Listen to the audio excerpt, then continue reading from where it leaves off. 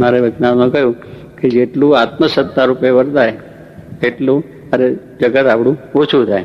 સત્પુરુષની જેટલી આજ્ઞા થાય એટલું આત્મસત્તા. આત્મસત્તા રૂપે કંઈ આપણે વર્તી શકતા નથી. આપણે તે આવું નવું લાગે છે કે જ્યારથી જોયું ત્યારથી આવા એવા લાગે ને, હવે એવા લાગે છે, બધું લાગે છે, બીજું થતું નથી. પણ સ્વામી શું કહ્યું કે આપણે આત્મસત્તા રૂપે આપણી આમ મનમાં થાય છે કે આપણે તો આપણી દેહ ક્રિયા જે થાય છે તે આત્મસત્તા રૂપે કેમ વર્તાય? તો સ્વામી કહ્યું કે જેટલી સત્પુરુષની આજ્ઞા પડે એટલું આત્મસત્તા રૂપે થયા.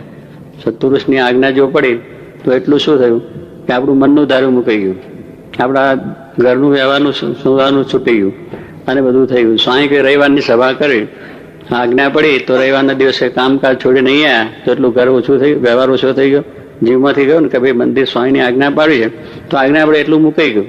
એટલું મુકાઈ ગયું તો એટલો તો સંસાર ઓછો થયો, એટલું તો જગત ઓછું થયું. થયું કે નહીં? રવિવાર કેટલા વાગે આવો? ટાઈમે છે ને? હા બસ તો સારું. એટલે ટાઈમે આવું આજ્ઞા, પછી આજ્ઞામાં યુક્તિ થઈ જાય કે સ્વામીની આજ્ઞા છે, છેલ્લા જઈશું, જય સદગુરુ પ્રસાદ મળે થઈ જઈશું. એટલે પછી જય હાજરી પૂરી એવું પાછું હાજરી પૂરવાની બીજું સ્વામી કઈ આજ્ઞા કરે છે એટલે જઈ આવીએ. પણ એમ નહીં, સ્વામી કે પહેલેથી સભાનો આરંભ થાય ત્યારે પહેલા 5 મિનિટ જઈને બેસી જવું માળા લઈને. પછી માળા લઈને બેસીએ તારી આજ્ઞા સારધાર પડી ગઈ. પેલું આજ્ઞા પડે છે, આવી આજ્ઞા પડે કે કામકાજ છે કરીને બીજું તું છેલ્લે છેલ્લે વળી જઈશું અને શિવ પતમ થાય ત્યારે જવાનું, પછી આપણે ઉતરી જાય. એટલે એ આજ્ઞા નહીં. આજ્ઞા એટલે એ કે ભાઈ રવિવારની સભામાં ટાઈમ પહોંચી જવાનું અને સભા પૂરી થાય ત્યાં સુધી આપણે જવું. તો સ્વામી કહે છે કે આ પ્રમાણે આજ્ઞા સારધાર પડી ગયા.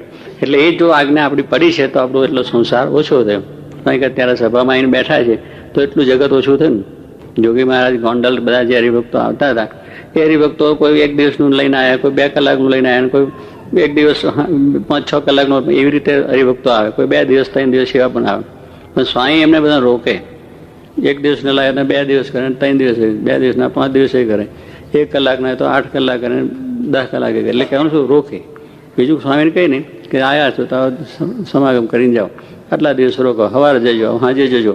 એમ જ્યારે પૂછવા જાય ત્યારે થોડું લંબાવે. એકદમ તો ના કે તમે 5 દી રહેજો, પણ 5 દિન કરી નાખે ધીરે.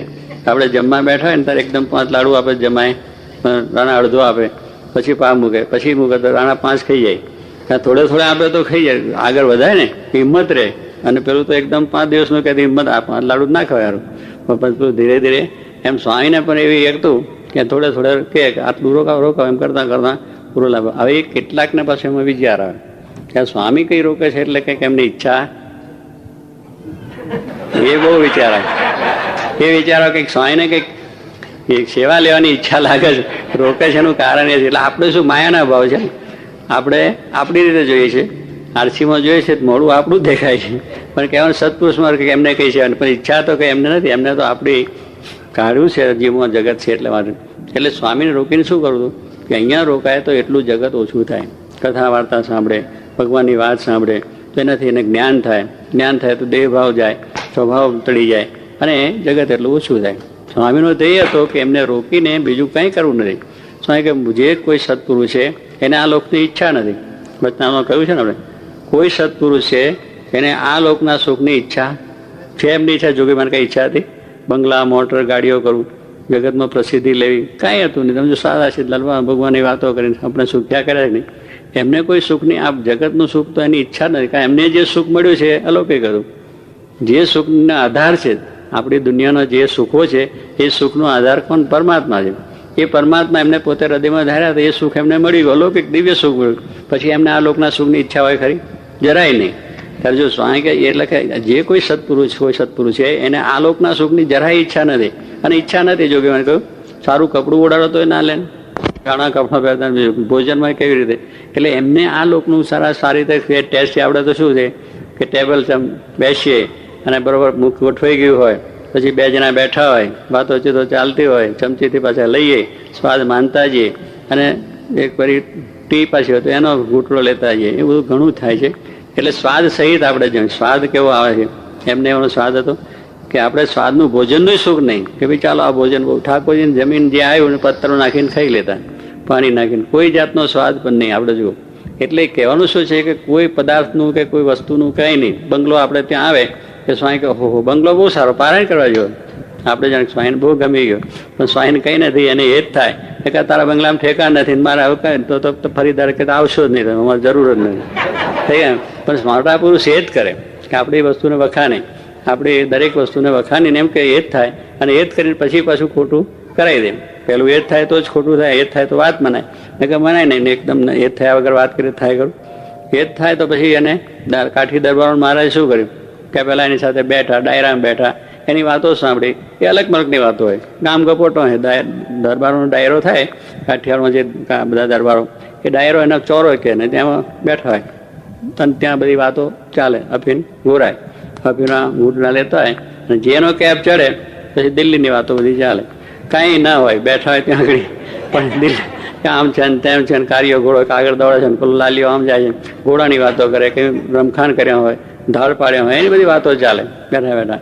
પણ મહારાજ એમાં બેસતા, મહારાજે પછી વાતો સાંભળે, એ ટેસ્ટિંગ, વાહ બહુ સારું, આનંદ કરે ને પછી એમ કરતાં કરતાં એ જ થયું તો એ જ કર્યું તો અફીને ગયા, ભાલાઈ ગયા, તરવાર ગઈ, માળાઈ ગઈ, એક નાઈ, પણ એ જ થયું તો વાત મનાય. એમ મોટા પુરુષોને એવી એ જ કરતા આવડે છે, ભગવાનને એવું એ જ કરતા આવડે છે કે આપણા સ્વભાવ પ્રકૃતિઓ ટળી જાય અને આપણે ભ્રમરું કરી નાખે. વાતની અંદર શું કહે છે, આપણું કામ થઈ જાય છે. એટલે એ રીતે આ મહારાજે બધું સ્મૃત કર્યું. એમ સ્વામી છે પણ આપણા માટે એ જ કરીને આપણી વાતને વખાણે. મારે કે અમને કોઈ પૂજે છે, પદાર્થ લાવે છે, આરતીઓ કરે છે, વરઘોડા કરે છે, સમારંભો કરે છે, મારે કે એ બધું અમે કરીએ છીએ એટલે એને અંગીકાર કરીએ. શા માટે? અમને એનો કોઈ સ્વાદ નથી, એનો કોઈ પદાર્થનો આનંદ નહીં. અમે એટલા માટે છે કે આ બીજાનું અમારા વિશે એ જ થાય અને એના જીવનું કલ્યાણ થાય, એટલા માટે ગ્રહણ કરીએ છીએ. એને બીજું કંઈ છે જ નહીં, એને ઈચ્છા નથી. એમ એવા સત્પુરુષ છે, એને પણ કોઈ ઈચ્છા છે નહીં. કારણ ભગવાનનું સુખ મળી ગયું છે, એના સુખે સુખ્યા થયા છે, પછી આ સુખનું શું ઈચ્છા? કંઈ ઈચ્છા નહીં. એક આનંદમાં એને ઓલમોસ્ટ 24 કલાક જોગીમાં આનંદમાં રહેતા જ નહીં. અને આપણે બધું છે નથી, મોટર છે, ગાડીઓ છે, બીજું તો દાડામાં 10 વખત દિવેલિયું મોડું પીધું હોય થઈ જાય, ખાટી કઢી જેવું થઈ જાય, લો થઈ જાય, કોઈક બોલી જાય, કોઈ કહી જાય, ઘરમાં તકરાર થાય, બહેરાન થાય, કંઈ ધંધામાં આવ્યું હોય, બીજું હોય, કેટલા પ્રશ્નો આવી જાય, કેટલું મોડું બગડી જાય, ને મનમાં કેટલા ઉદ્વેગ થઈ જાય, ને અશાંતિ થાય, ને પછી થાય કંટાળી કે આનાથી બાવા થયા હોત તો સારું. પહેલાથી વિચાર કરો તો એ બધું કેટલુંક થઈ જાય.